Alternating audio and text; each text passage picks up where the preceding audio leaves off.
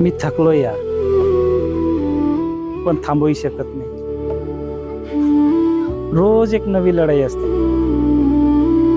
कधी पैशांची, कधी परिस्थितींची, तर कधी स्वतःच्याच विचारांची. लोक म्हणतात सगळं ठीक होईल,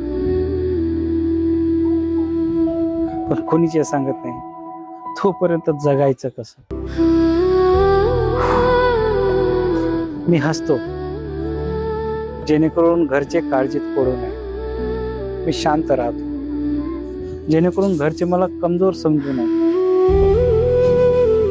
विचित्र आहे ना, ज्या वयात शांतता शोधायची होती त्या वयात मी रस्ते शोधतोय. कधी कधी वाटतं सगळं सोडून द्यावं, पण जेव्हा लेकराबायांचा चेहरा समोर येतो तेव्हा आणखी ताकदीने उभा राहतो.